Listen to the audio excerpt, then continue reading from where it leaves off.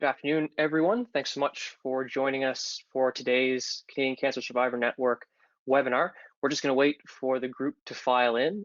But meanwhile, we want to thank you so much for taking the time to join us. We're here to talk about our third in a series of national cancer patient, pre-diagnosis patient, and caregiver surveys to better understand how cancer patients and really just generally patients have been impacted by COVID-19 and its disruption in the healthcare system.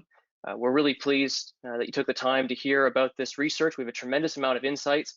We're talking about patients from all across the country, from a variety of backgrounds, who are all facing challenges. And as we'll hear today in particular, having a difficulty interacting with the healthcare system when it comes to booking appointments, making sure that they're able to have surgeries or diagnostic tests on time. And we'll also have a chance to expand on some of the emotional and psychological impacts that COVID-19 has had on Canadians and cancer patients and their families in particular. I think with that, I'll go ahead and quickly introduce myself and we'll get started today. So my name is Conrad Etter. I hope perhaps some of you might recognize me from our previous webinars. I'm really excited to be here once again today to talk about our COVID-19 and cancer care survey. I'm the public policy analyst at the Canadian Cancer Survivor Network, and we're really excited that you joined us today. I'm incredibly pleased to welcome our presenter, Marjut Huotari. Marjut has a bachelor's and master's in business administration from the Schulich School of Business at York University. She's a marketing professional with over 20 years of experience working with the pharmaceutical industry, including 14 years working on the client side. With Leger, Marjut manages quantitative and qualitative market research, conducting research with various healthcare practitioners and patients. And with her team, she aims to help her clients, CCSN being one of them, understand issues and help develop solutions to those challenges that patients are encountering. As many of you may know, from June 10th to July 4th, 2021, so just recently, the Canadian Cancer Survivor Network commissioned Leger to conduct a national survey to evaluate the impact that COVID-19 has had on cancer patients, survivors, pre-diagnosis patients, and caregivers. And we've now commissioned Leger for a third survey to evaluate the continuous impact of the suspension of cancer care services, in particular, across Canada. At the end of today's presentation, our speaker will be happy to answer your questions, but at any time during the webinar, you are encouraged to go ahead and enter your questions using the question function. We'd be happy to answer those at the end of today's presentation. Just quickly before we get started, for those who may not have attended an earlier webinar, the Canadian Cancer Survivor Network is an organization working with cancer patients, survivors, and their families to learn about healthcare system complexities, connect with others to plan action, and act to promote the best care and a healthier survivorship for Canadians. If you'd like to learn more about the Canadian Cancer Survivor Network, please visit our website at survivornet.ca. I also wanted to let everyone know that this webinar is being recorded and will be available tomorrow on YouTube. In addition, the slides will be available on SlideShare. That'll all be sent out to the email that you provided us in registering for today's presentation. So with that, I will turn it over to our presenter. And again, Marjut, thank you so much for taking the time to join us today. Thank you, Conrad, and thank you everyone for being here for our presentation today. Really entitled Situation Critical, New Survey Reveals COVID-19 Continues to Disrupt Cancer Care. So today in our talk today, we're going to really look at what are the objectives, what did we do, what the research methodology was, looking at recruitment and methodology, some of the key findings that we had, as well as the conclusions, and as Conrad said, the question and answer at the end. So as Conrad already said, what we've done 3 waves of this research, and ideally at the beginning we thought we'd do one and COVID would be over and we wouldn't have to do it again, but unfortunately COVID is still with us. So we're here to present the 3rd wave of the study, really assessing the extent to which the disruption of cancer care caused by COVID-19 impacts the cancer patients and their caregivers, as well as those in the pre-diagnosis phase, looking at both an emotional and a physical wellness perspective. Specifically, what's happening with appointments? Are they being canceled, rescheduled? Are there delays in diagnosis, especially for that pre-diagnosis group? Have there been changes in their treatment? For example, changing from an IV to oral therapy, in hospital to home? Are patients still avoiding going to the ER? Something we saw in phase 1 and 2, wave 1 and 2, that there's avoidance of going to the hospital. Is that something that's still happening? And what has been the emotional and mental impact of diagnosis and treatment of delays for patients? And so overall, and what about their interactions with their healthcare professionals, their doctors, their family doctor, their specialists, pharmacists? Are they happening? How are they happening? Are they in person? Are they virtual? What's happening out there with their interactions? And overall, how do patients rate their quality of care during COVID-19 um, for their cancer treatment? And this way, we added a couple of questions on vaccinations. Have they been vaccinated? How, when, which one, what's happening? So just to give an idea of what's happening with vaccinations in cancer patients. So in terms of the study, this way we talked to about 1,500 Canadians, including just under 1,200 Canadians who are actually been diagnosed with cancer, 233 caregivers of patients with cancer, and 110 Canadians in the pre-diagnosis stage. We did the survey both in English and French to cover Canada. And just to let you know the time period, we did this, this wave was run from June 10th to July 4th. We did this, the first wave was done a year ago. It was finished on June 10th of 2020, looking at the first impact of COVID. And our second wave was done in December of this year, or December of 2020, and looking at the impact of COVID at that point in time. Just to let you know, we had a really good regional representation across Canada, very good looking at across from BC to the Atlantic, good representation with, of course, Ontario, Quebec always the largest. And in terms of recruitment, we recruited everyone using our LEO panel, which is the largest in Canada. And in terms of recruitment criteria, who are we looking for? We were talking to people who are 18 years or older, currently living in Canada. And when they could qualify as a patient, they were diagnosed with cancer. To qualify as a caregiver, if they have a current living family member or someone they care for who is diagnosed with cancer, and they could support patients in a variety of ways, providing emotional support, attending doctor's appointments with them, looking for information on treatment options for them online, for example, and supporting the patient in other ways, such as helping them get to the doctor's appointment by driving them, etc.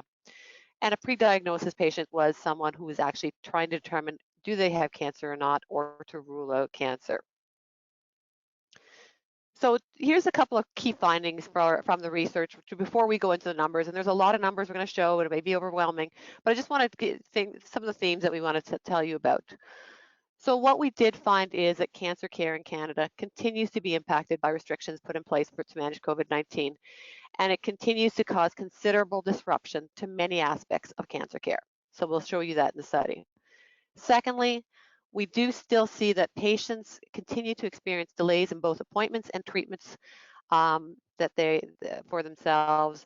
But we have seen that there's an increase in in-person consultations. So in this last wave, patients are actually seeing their doctors face-to-face more often, but we still have virtual consultations, which continue to be by telephone for the majority. And although there has been a small decrease in the number of days it still takes a while for patients who've had their appointments postponed or canceled to reschedule them, either rescheduling their appointments or their procedures or surgeries. So on average, it takes about a month to reschedule an appointment if it's been postponed or delayed, or a month and a half to reschedule a procedure or surgery. So these are numbers you'll see shortly. And we did see that the mental and emotional toll on both patients and caregivers continues to be high, and the disruptions continue to have an impact on everyone. And lastly, on a positive level, the level of anxiety about receiving adequate health care is back to pre-pandemic levels, mainly due to the subsiding third wave of COVID-19. So this study was done in June of this year, not before now that we have wave 4 hitting us where there's more concern. But at that point in time, you really saw the level of anxiety will go down.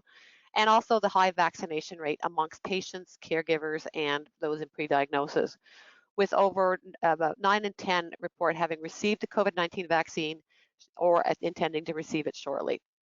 So these are some of the findings. So now I'm going to go into who we talked to. So in terms of respondents, the patients, almost 1,200 patients. We had a good split of males and females, almost even split. We had good representation across the country for patients. In terms of age, they tended to skew older, with the average age of the patient being 64. And numbers in brackets are like 66 here in brackets, actually is from the previous wave, so very similar to what we saw in the last wave. And in terms of where these patients are located, rural, town, city, urban, metro, we've got a good mix of patients across the board. In terms of the types of cancer that they were suffering from, you've had breast cancer and prostate cancer are the top two cancers that we saw. And in terms of what stage are they at with their cancer, very similar numbers to the previous wave. So you've got about a quarter in stage 1 cancer, 11% in stage 2, 8% stage 3, 7% in metastatic stage 4, and 39% in remission for their cancer. And in terms of how long has it been since they were diagnosed, we really see that there's a great variety, with about 1 in 5 diagnosed in the last 2 years and 2 in 5 in the last 2 to 5 years. So really the majority seem to be who responded this way were in the last 5 years, but a good mix of people have when they've been diagnosed. In terms of caregivers, with just over 233 caregivers we talked to, caregivers skew towards the females, as always, we've always seen. They also had good representation across Canada in terms of who the caregivers were, where they came from. Caregivers do skew younger than patients, 47 years on average, and we had a good mix of locations from rural, town, city, and urban metro with caregivers as well. The top cancer types of the patients they were caring for included breast, prostate, lung, and colorectal. And in terms of the stage, again, you can see about 1 in 5 stage 1, a quarter in stage 2, 11% in stage 3, 17% stage 4 metastatic, and 15% remission. So a good mix of stages of cancer. And who is the caregiver in terms of the patient? What's that relationship? Number one relationship was their spouse partner, about a quarter of them. And then we saw daughter, daughter-in-law, mother, mother-in-law, father, father-in-law being the next 3 top relationships that we saw. And we looked at the patient and when were they diagnosed. You really see there's a good variance there, but almost half were diagnosed within the last 2 years of the patients they were the caregivers for. And now looking at those patients, the 110 who were in the pre-diagnosis phase, who are they? Here we saw tend to skew towards the males versus females more so, same as we saw last wave. In terms of where they came from, we saw a larger proportion in Quebec in this study versus the rest of the country, but Quebec followed by Ontario. In terms of age, they're younger than patients who are with cancer, on average 55 or 53 on average, up from 46 last wave. And here we saw that there are more of the patients in the town city location versus rural and urban metro overall. And where are they in the stage? This is what classified them as a pre-diagnosis patient. So the first thing was, have they discussed signs and symptoms with their family doctor? And here we had 45%, just under half, who were at where they were in their diagnosis at that point in time. 57% have been referred for further diagnostic testings, investigative tests for themselves, and 16% had actually been referred to a specialist for further investigation. So this is what qualified them as pre-diagnosis if they're in one of these 3 buckets to participate in the study. So now I've told you a bit about who the patients are, the caregivers, and the pre-diagnosis. Now let's go into some of the meat of the information, the numbers. So first of all, what has been their experience with appointments during COVID-19? What we'll see here is that this is the overall. About 50% have had appointments canceled, postponed, or rescheduled. The little arrow at the side really shows that this is decreased from last wave, from 55%, the numbers from before, but still 50% of across the board, patients, caregivers, and pre-diagnosis patients have had appointments canceled, postponed, or rescheduled. As well, 15% have had lab or diagnostic tests canceled or rescheduled, and 12% have avoided visiting an ER because of during COVID, and 12% have had surgeries, procedures canceled, and 8% have avoided visiting a hospital for cancer care. So this is their experience with appointments. So overall, looking at across the 3 categories, in terms of patients, you see that there's actually a decrease in them from 51% to 46% in having their appointments canceled, postponed, or rescheduled, so less, but still almost half of patients report having appointments rescheduled. And when you look at it from a recently diagnosed perspective, significantly more of those patients have actually had their appointments rescheduled or postponed, as well as the metastatic stage patient. So concerning when you're a recently diagnosed patient. And as well, when you look at the recently diagnosed patients, they're more likely to avoid visiting an ER at this point in time. So that's concerning as well. In terms of caregivers, one thing I'll say now is that caregivers ratings are always higher than patients, higher concern, higher numbers. So that's something we see here. But you can see here that, again, similar to numbers we saw last wave, still 69% say appointments have been canceled, postponed, or rescheduled, and more so for those in stage 2. And if you look at the adjuvant setting, they are more likely to avoid visiting an ER or had surgeries, procedures canceled as well. So it depends on where you are in your cancer journey. Some things can be different. And from a pre-diagnosis stage, similar numbers to what we saw again, but again, 57% have had appointments canceled, postponed, or rescheduled. Here you are trying to figure out, do you have cancer or not? And you have had your appointments rescheduled, not something you want to experience. So although slightly less than last wave, half continue to have their appointments canceled, postponed, or rescheduled, and more so with the recently diagnosed patients and patients in the metastatic setting. Now let's look at their experience with treatment during COVID-19.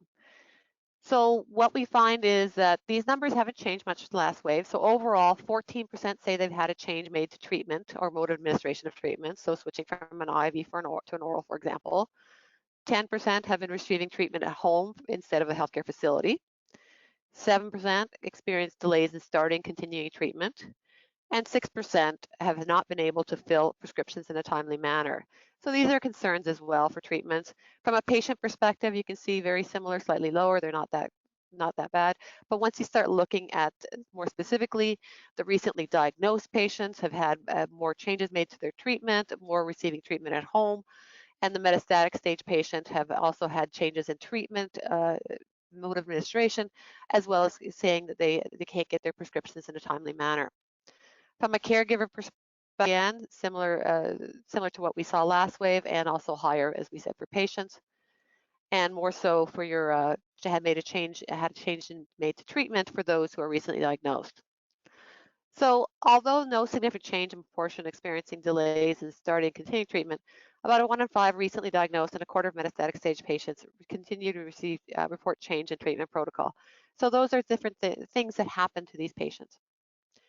So how long, when a patient appointment has been rescheduled, how long does it take on average? So among those who've had appointments canceled, postponed, or rescheduled, it takes on average 28 days, which I mentioned earlier. If you look at it from a patient perspective, it takes 30 days, caregivers 20 days, pre-diagnosis 28 days.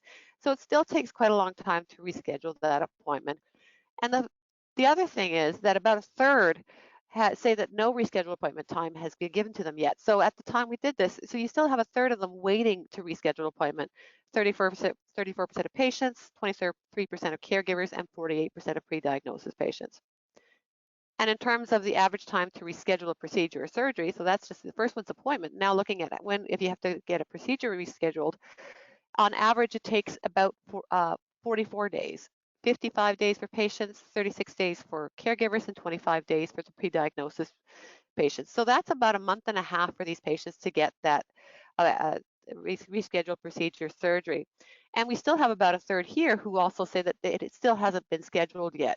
So still significant numbers have not had their post-procedures and surgeries rescheduled, and they're waiting for that time. So although we see a slight decrease in the number of days it takes to reschedule appointments, but we still see a third not getting their appointments yet and not getting their procedures and surgeries rescheduled yet. So still challenges for those patients and caregivers. And we still have patients who are avoiding booking an appointment with a doctor. And we ask this on a daily basis. So that means that we're just asking them to answer without us giving a list of answers. And we found that 11% of those surveyed said that they avoided booking an appointment with a doctor for their cancer, even if they needed one. And we look at the main reason, the concern about COVID concerns, too many cases, though that continues to be the #1 reason across the 3 different categories, patient groups. As well, then they also report that doctors are not taking appointments, they're hard to get a hold of, and they continue to be anxious, afraid, stressed, and sick. So you can see here some of the quotes. Fear of going into the hospital during COVID-19. My doctor is only accepting virtual phone appointments at this time. From a patient, from a caregiver, she did not realize it was a serious problem and getting an appointment is almost impossible. And from a pre-diagnosis patient, it's due to the increased number of COVID positive cases. So what has been the impact of having appointments postponed, treatments delayed? Really, it's had a significant impact if you look at it from a patient, caregiver, pre-diagnosis patients. 65% of patients, 84% of caregivers, and 65% of pre-diagnosis patients report a huge impact on their health from having these appointments postponed or treatments delayed. And what kind of impact has it had on their mental and emotional health? They really report anxiety, stress, worry, concern, feel like their life has been put on hold. These are the types of reasons that we heard from them about what that impact has been.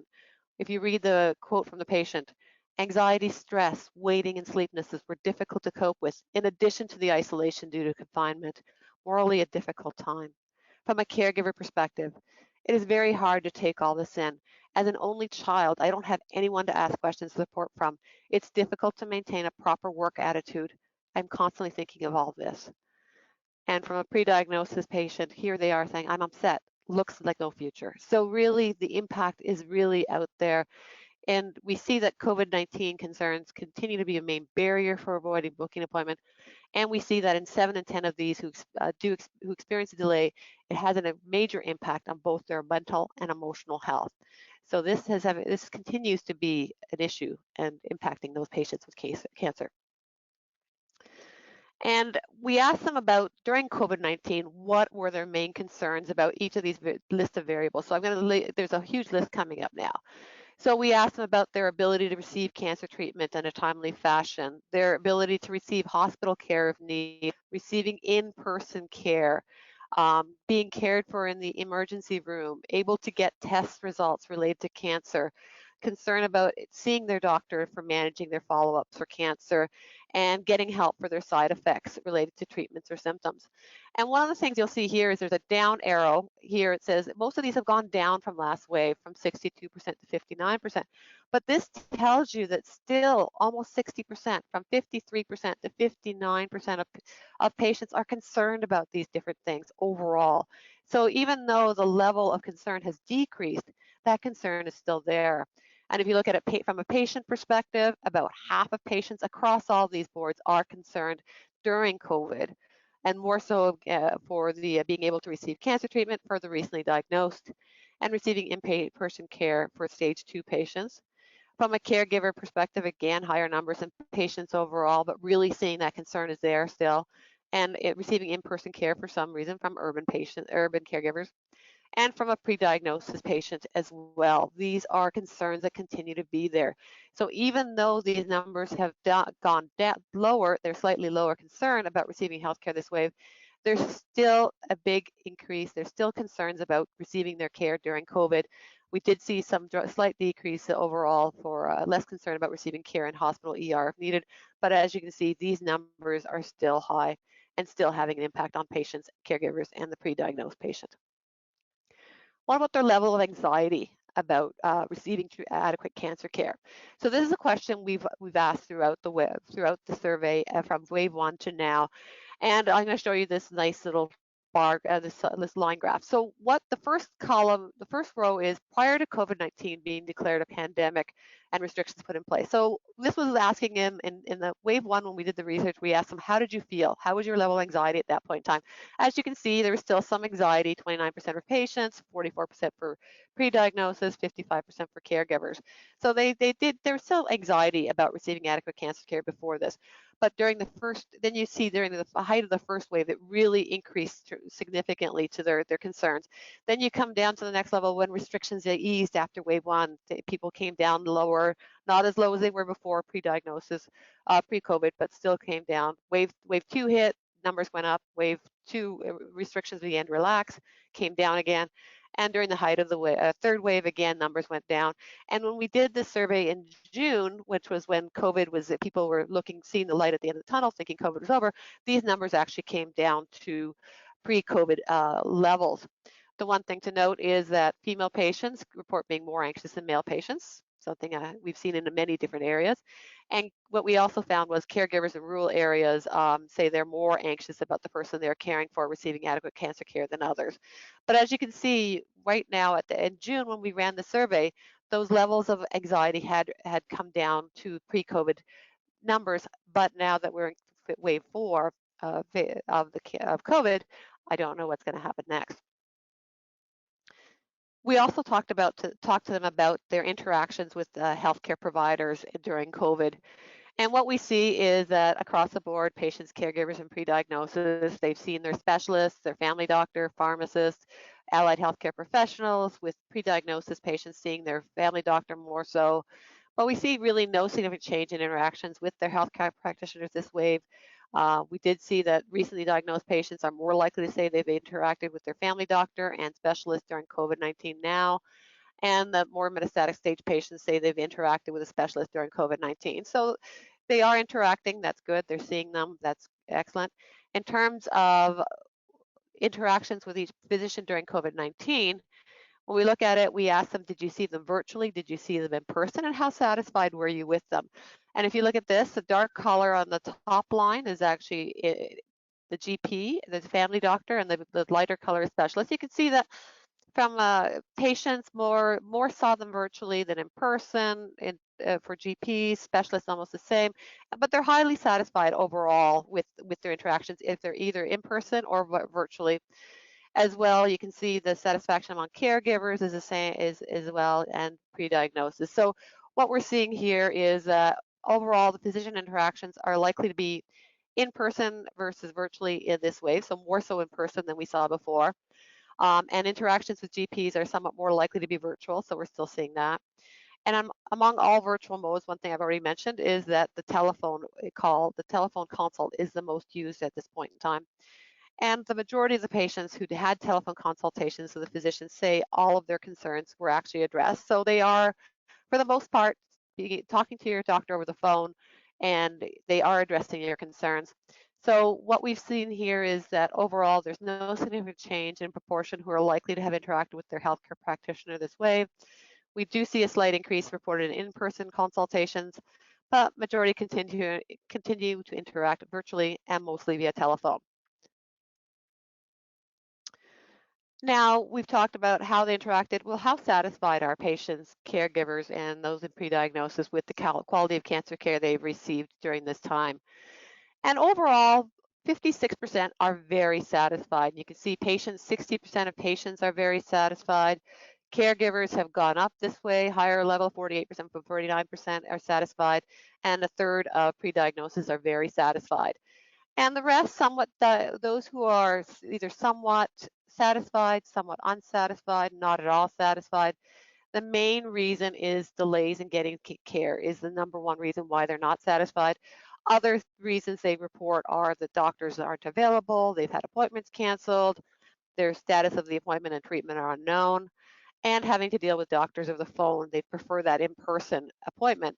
Although, as we saw in the previous slide, patients are happy and satisfied with the virtual, they still think that getting that in-person appointment is much better for them. And what are their top concerns about receiving care during COVID-19? Overall, the number one concern across the board for patients, caregivers, and the pre-diagnosis patients is access to health care, getting their treatments, seeing their doctor, getting their tests. That's the number one concern, followed by fear of getting COVID. That's still a big number out there for across the board. And then having appointments scheduled and canceled and rescheduled is also a big concern. So overall, just over half remain very satisfied with the quality of cancer care received during the pandemic, but concerns around access to health care continue to drive the dissatisfaction with the quality of cancer care overall. And what are their concerns? We asked earlier about the concerns during COVID, but now we wanted to ask, what about once the COVID-19 restrictions are lifted, what are the concerns that you have? And again, this big list, similar type list that we saw earlier. So are there 42% continue to be concerned about being able to receive cancer treatment in a timely fashion, very similar numbers to last wave. We still see about 2 and 5 concerned about coverage and funding of new treatments. We see them being concerned about being able to get care in the ER if needed, getting hospital care if needed, receiving in-person care if needed, availability of new treatments, concern about those, a bit concern about getting help for side effects from treatments or new symptoms. They're concerned about able to get tests or able to see doctors to manage follow-ups. So you see from about a third to 42% are concerned once the COVID-19 restrictions have lifted. And we look at it from a patient perspective, really about a third right across the board are concerned about all these things. Will I get my cancer treatment in time? Will it be covered? Can I go to the ER? What do I need to do? And in terms of getting hospital care, recently diagnosed are more concerned about that. So from a patient perspective, again, from a caregiver perspective, you can see these numbers are higher. There is that concern. Even once COVID-19 restrictions are lifted, there continues to be concern, as well as the pre-diagnosis patients overall. So what we found was about half feel comfortable visiting a hospital or ER for cancer care. But those who do not feel that comfortable, we asked them for some suggestions that would make them feel more comfortable. And what they said would make them more comfortable would be that the staff, patients strictly following COVID-19 safety guidelines is critical for them. Cleanliness, sanitary measures are in place in the hospital. They're seen quickly. They don't have to wait for a long period of time. That's important. And knowledge that all hospital staff have been vaccinated. That's a discussion in the news these days, but that's something that patients want to see. So about 2 in 5 continue to express concerns about receiving adequate health care, even after all COVID-19 restrictions are lifted. But we do see a slight dip in receiving care in the hospital or the ER. And when we look at the effect of COVID-19 on a variety of different aspects of their life, so this is a question again, another list. So we see here that over 56%, an increase from last wave, have increased levels of anxiety. 54% express fear for the future. 50% say it has affected their overall state of health and well-being. 49% fear that the cancer will progress. 46% say it has affected their mental health. You can see that COVID continues to affect them, and even more so than last wave. When you look at the patients, you see there's an increase in concern that overall level anxiety and overall effect that their overall health, state of health and well-being is being impacted. So these, from a patient perspective, are seeing aspects of life that are impacted by COVID. And when you look at all these categories, those who've been recently diagnosed with their cancer are feeling the anxiety levels more so. The fears, the anxieties, the impact on their health and well-being. These are all being impacted greatly for patients. And again, with caregivers, a higher level of anxiety and impact overall, as well as with the pre-diagnosis patient. So what we do see is that even though we've hit wave 3, we've gone through it, we think we're coming out of it, COVID-19 continues to affect various aspects of life, especially among the recently diagnosed patients. All report increased impact on their overall state of health and well-being from COVID-19. And it's cancer patients, but I know in looking at it from many areas, this impacts everyone living through COVID. So this way we wanted to know, have they been vaccinated, and when were they vaccinated? Have they had both shots? So the good news is that the vast majority of patients, et cetera, have had their COVID-19 vaccines overall, and caregivers and pre-diagnosis. And most people, if you look at it, half and half have had one or both. With caregivers, more likely to have one versus both. And it took on average 8 to 12 weeks to get their second dose. And the type of vaccine received, vast majority actually had the Pfizer vaccine overall, with Moderna followed. So Pfizer is the number 1. And of those patients, most did not have any difficulty booking an appointment to get their vaccine. Of those who haven't had their vaccine yet, they're saying most intend to, they expected to receive it by August, so that was last month, so hopefully they did. But we did have 2 in 5 patients and about 2 in 5 caregivers saying they don't know the timelines yet when they're going to go for their next shot. And only 6% said they do not intend to get the COVID-19 vaccine, mainly because they feel it's not tested enough, they don't trust the vaccines, and they're concerned about side effects. But we did see that there's a high vaccination rate among those surveyed, with nearly all having received a COVID-19 vaccine shot or intending to receive it. So that's good news from a COVID-19 vaccination perspective. And the last section before we go to the conclusions is that has there been a financial impact by COVID-19? And what we see is that about a quarter of patients, half of caregivers, and a third of pre-diagnosis patients say that they've had a financial impact by COVID-19. And what kind of impact has it had from a patient perspective? They've had reduced hours of work, or they can't fulfill their dietary needs. From a caregiver perspective, again, they've had that reduced hours of work, unable to fulfill dietary needs, but as well, they've exhausted their COVID-19 benefits or been laid off from their jobs. And similarly, from a pre-diagnosis patients, they've had reduced hours of work, they've been laid off, they're not getting their dietary needs, or they've exhausted their employment insurance benefits overall. So there has been a financial impact on across the board for many patients. And one thing we've always heard about, and I've been doing research for a long time, and we wonder what's the impact of parking costs? Because if you're in Toronto like I am, you go to Princess Margaret for an appointment, it costs you $20 to park down there for a couple of hours. So that's a lot of money if you have to do it on a frequent basis. So when we asked, have they ever skipped an appointment? You can see that patients in pre-diagnosis, yeah, about one has overall. Caregivers, about 15% have skipped appointment because of parking costs. So there is an impact from the cost of parking as well. So overall, we see that a quarter of patients, half of caregivers, and a third of those pre-diagnosed claim that COVID-19 has had an impact for themselves or the person they care for from a financial perspective. So what we found here, if you look at the conclusions, is that the good news from this wave is that the level of anxiety has actually reduced back to pre-pandemic levels because we've got that high rate of vaccinations and or of having received it or intending to receive it. But we do see that challenges still remains with regard to doctor's appointments, with half reporting cancer care appointments being canceled, postponed, or rescheduled, more so in those recently diagnosed and metastatic stage patients.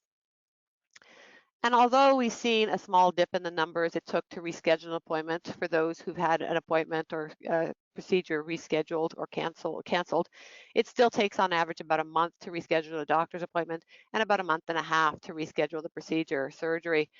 And we still see that about a third continue to report that they don't have a rescheduled appointment or procedure yet. So those are concerning things still happening in the market. And we do see that that the delays in appointments and treatments continue to have an impact on all, and with 69% reporting the delays having a major impact on their mental and emotional health. The anxiety, the stress, the fear is really getting on their minds.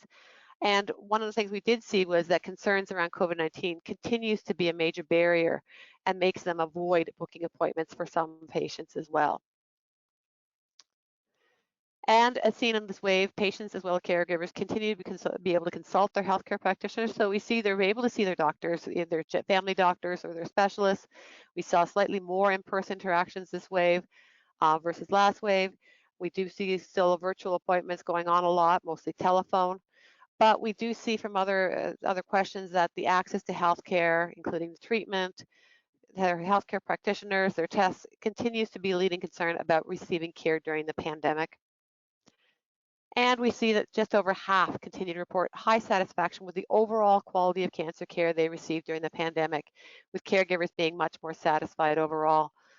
But driving dissatisfactions continues to be the delays in getting care, not being able to see your doctor, they're not available, they're canceling appointments, not knowing the status of the treatments appointments, and having to deal with their doctor over the phone for those who don't like them versus in person really are driving that dissatisfaction with their overall quality of care. And we do see that overall patients and caregivers are slightly less concerned this wave about receiving care in the hospital or ER after all COVID restrictions are lifted. But we do still see challenges as 2 in 5 continue to express concerns about receiving adequate health care. And we do see that overall, the impact on overall state of health and well-being has also gone up slightly this wave from last wave. So there still continues to be major impacts from COVID-19 on the cancer patient, the pre-diagnosis patient, and the caregivers. So that is everything for my presentation today. So what we'd like to do is open it up for questions. If you have any questions, and Conrad's going to moderate the next session. Thank you so much, Marjut. Fantastic presentation. A phenomenal amount of data to build off of the 2 previous surveys that we've commissioned with Leger. I think we'll start it off with a question. I'd really like to hear a little bit more about the work that Leger is doing, particularly in the COVID-19 research space. Today, we're here specifically to talk about cancer patients and the impact that COVID-19 is having on them. Are you seeing similar impacts as far as COVID-19's impacts within the healthcare system more broadly? Yes, we actually did a study with patients, patients who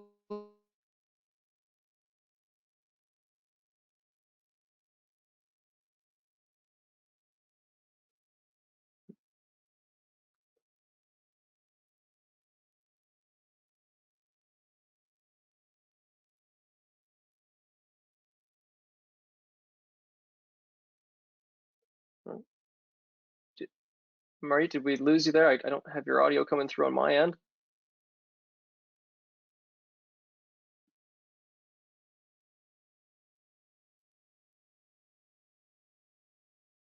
Not too sure. We seem to be having a bit of an audio issue breakdown on Marjut's end, so I'm sorry that we got you cut off in the middle of that question there. Perhaps if Brittany can try and get Marjut's audio hooked back up. Can you hear me? Oh, there we go. We got you back. All right. Somehow my headphone, which works better than my microphone on my computer, just died on me. So sorry about that. So hopefully you hear me. The sound quality on this one won't be as good as my headphones. But what we've done is we did a survey with patients with chronic conditions. We did a syndicated study recently looking at 1,500 Canadians, with 2/3 of those having chronic conditions and the impact of COVID.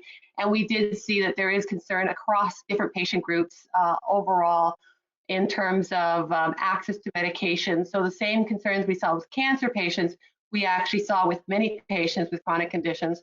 In addition, we've actually been running, Leger has run a weekly survey since COVID started on the impact of COVID overall and levels of anxiety across the Canadian population. And we have seen that the level of anxiety across the Canadians has really increased over COVID. So this is something that we were doing weekly, and I think we've got over 100 studies that we've done just looking at the impact of COVID across the Canadians. You bring up a really interesting point when it comes to access, not only to care, but access to therapies, to medications, making sure that patients have the latest treatments available to them. That's something that I noticed popped out in our 3rd survey, a little bit more so, that patients are beginning to show that concern. And that's something you're seeing across healthcare in general? Yes, it is. There is that concern, access to medications they're afraid of. And one of the things with COVID people were worried about was losing their jobs and will I still be able to get my medications, things like that. But access to new medications is something you hear about a concern. There's different things happening in the marketplace that are maybe restricting things. People don't know what's happening. They want to make sure they get the medication. So there's all kinds of concerns out there about getting access to their treatments and the right therapies. Okay, I want to change gears with my next question, talking a little bit more about virtual healthcare. Obviously, we saw during this wave that virtual healthcare is still being used fairly widely when it comes to patients and pre-diagnosis patients interacting with their healthcare teams. We'd spoken before that Leger is doing a lot of work across various healthcare fields, and we're finding that virtual healthcare is an element of care for all Canadians right now. Yes, I know, and doing research in this study, but also other studies I've been doing interviews with doctors, they're still using, they've actually incorporated virtual healthcare into their, many of them incorporated, even dermatologists, which I've talked to recently, they'll have virtual days, but many doctors still see that in-person appointment, seeing the patient, actually physically examining the patient, talking to the patient, is still a much more effective way, and you can find more things out. You don't always understand exactly what's happening when you do it virtually, but virtual is becoming a new norm. They are incorporating it more, so and from a patient perspective, a lot of them find it more convenient than sometimes having to travel 2 hours to go see a doctor. If they could do some virtual, some not. I know my own parents they actually enjoy not having to drive 2 hours to go to doctor's appointments. So there is some benefits to everyone from a physician and a patient perspective. Sounds good. We're starting to have some questions roll in from our viewers today, so I want to jump to those right away. First question that came in has to do with the breakdown of the survey respondents. So the question is there a breakdown of the survey respondents by race, language, immigration status? We do have some of that. So we do have some of that in the full report. But we did do some of that. So we do have some of that in the full report. Okay, and I should also mention that we're making sure that full report is available to all those watching, the general public. And I went ahead and put in the chat a link where you can access all 3 of the Leger survey reports in full. You can also go to our website, survivornet.ca, as I mentioned, to find all the latest data. I'll also make sure to make a note of sending out that link in the email that you guys will get after this presentation to make sure that you all have access to the latest information. Then we see another question here come in. Excellent information. So thanks so much for joining us today. Will this data be shared with healthcare administrators in hospitals and treatment centers? May I share it within my cancer care and support group? Well, I guess that's more for me. Yes. That's more for me. So first of all, we encourage you to share this information absolutely as widely as you please within your circles.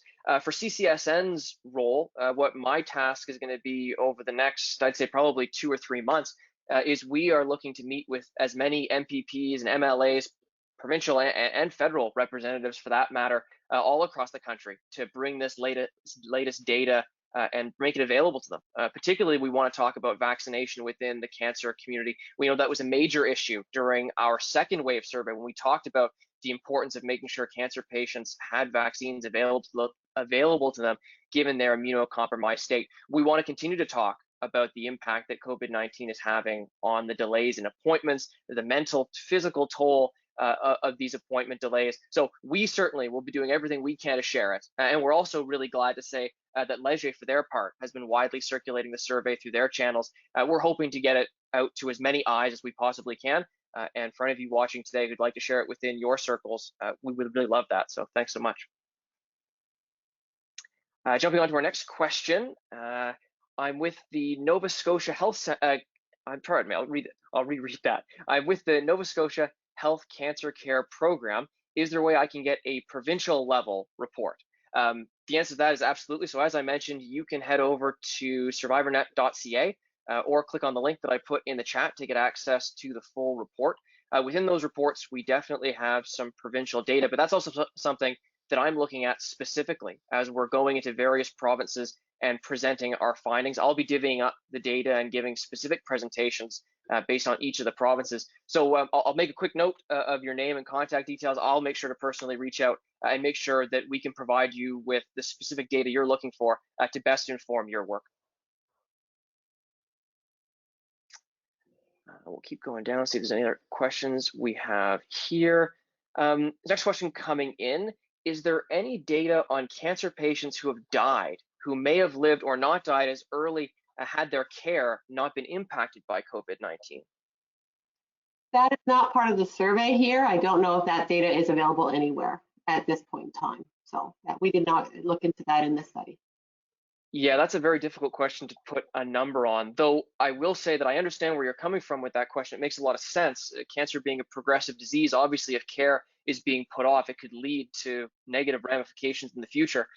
Unfortunately, the reality, I think, is that your question may very well be the case, that some cancer patients have prematurely passed away as a result of slowly not being able to access the care that they need. And I would just particularly reference a British Medical Journal study that we looked at from a few months ago that tried to get a sense of what impact delays in accessing care had on cancer patients. And the estimate that they put together based on a review of dozens of articles looking at delayed access to care and when treatment began for cancer patients was that for every roughly 4-week delay in access to care, cancer patients could experience up to a 4 to 6% increase in mortality rate. So we know with a progressive disease like cancer, it simply can't wait. Time is of the essence. That's one of the reasons why we want to bring our message out so widely. Some more nice wishes. We're getting some great comments about how people are looking forward to sharing the work that we've done today, complimenting you on the presentation today, Marjut. Well, very well done. Again, great. Thank you very much. Thanks so much for everyone for joining us, of course. Looking at another question here, did the survey try to distinguish between the decrease in mental health and increased anxiety due to cancer treatment delays compared to general anxiety and decreased mental health due to the long pandemic and isolation? We did not, I don't think. We've done some work, as we did, I said, we did another syndicated study. We don't have that data, but we did look at some information. We saw that among any patient that there is increased anxiety and with COVID and stuff like that, but we don't have data to support that, to understand that. Okay. We'll jump on to our next question here, having to do with financial strain. So here's a great question. With the increase in financial strain and anxieties of patients, what is the information regarding disability insurance? We didn't ask. I can't recall if we actually have that in there in the study. That would be, we could look into that and see if we have anything about disability insurance, but I cannot remember it. We know that it definitely is an issue that's impacting cancer patients, and in particular, we'll have to follow up on that question. And I just said, my colleague answered me, said there's nothing around disability insurance. So my colleague's listening, thank you, Aditya, and he's answering us for us. So. Awesome, thanks so much. I'll jump to another question.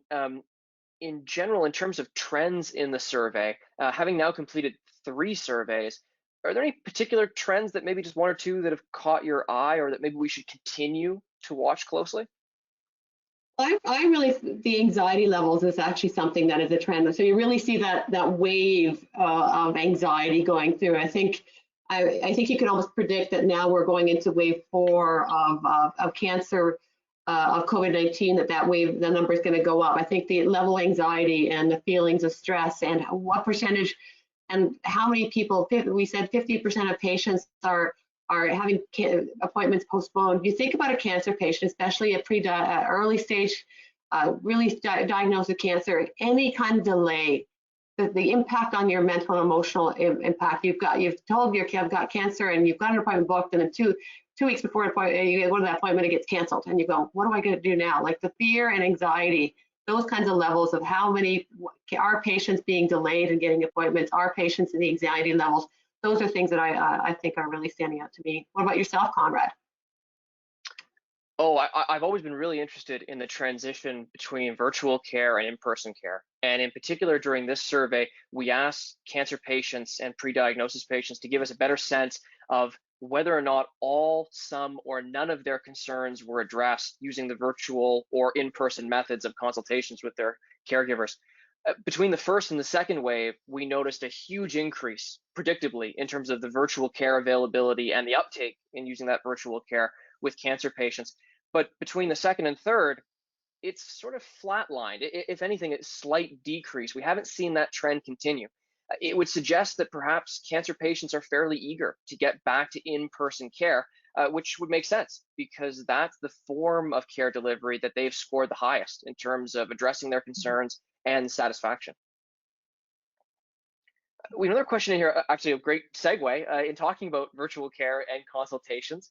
So we mentioned virtual care consultations becoming a bigger part of care delivery to patients. And this individual would like to know if the role of pharmacists has increased with patients needing to reach out to them.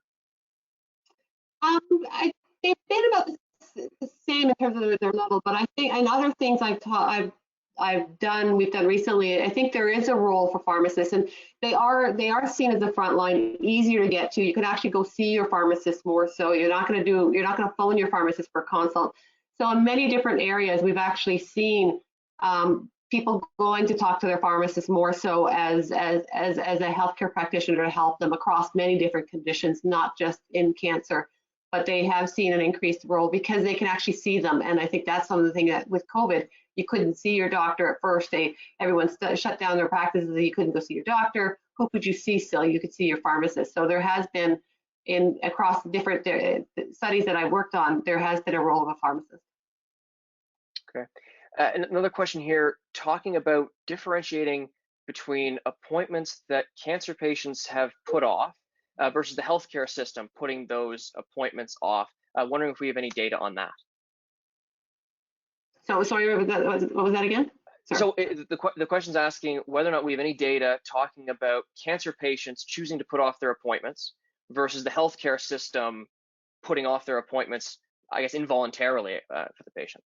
We actually did ask in the study, and it's grouped together. And I think we did ask what proportion did you postpone the appointment versus the patient versus the physician. So we do have, I think that's in the study. And if you look at the full deck, you should see that. Yeah, as I mentioned, we're going to make sure that all of this information is available to you afterwards. You can check out the chat where I've put the link. One of the big issues that we've been talking about really all throughout the pandemic and through all three waves of conducting our COVID-19 and cancer care survey has been talking about patients and whether or not they feel comfortable interacting with the healthcare system. Marjut, something you mentioned earlier was talking about how there's been a slight decrease in the concern and the hesitancy to go to an ER or a hospital. That's definitely a good sign. And we also know that cancer patients generally have been a little bit less likely to put off an appointment or put off a test, which is continuing to show how the messaging that the Canadian Cancer Survivor Network and other patient groups is putting out is hopefully having an impact in making sure that Canadians recognize the importance of interacting with their healthcare teams, whether you're a pre-diagnosis patient who maybe needs to undergo a diagnostic test, or you're a cancer patient, to make sure to reach out. And as we talked about a lot today, virtual care has become more and more available over the course of the pandemic. It can be a great resource for some who perhaps aren't quite as comfortable physically going into a healthcare setting. I think that just about wraps up the questions I see here. So I'm just going to pull up my last outro text, if I can grab that before we sign off. Of course, if any other little questions come in as I'm just doing this, I will bring those to your attention very quickly. Let's get our outro. All right, so with that, I wanted to thank everyone very much for taking the time to join us today. Most of all, Marjut, for taking the time to not only answer our questions, but provide a very insightful presentation. As many of you may know, if this is not your first time joining us, CCSN is very proud to put together a series of webinars. We look forward to bringing you many more webinars in the weeks and months ahead. You can find the webinars we've done previously at survivornet.ca, and you can also sign up for our upcoming webinar. The next one will be on September the 9th with Ryan Clark, who is the partner at Eversana. He's going to be discussing the topic of how to have your voice heard during the upcoming federal election. So particularly important, not only for us to best know how we can interact with elected officials to make sure that our concerns are being heard, but for patients to be able to interact with their elected representatives and make sure that they're having their concerns heard at the government level. So thank you all so much again for being here today. We're so glad you took the time to join us. We'll hope to see you again next week. Thanks so much. Thank you. Bye.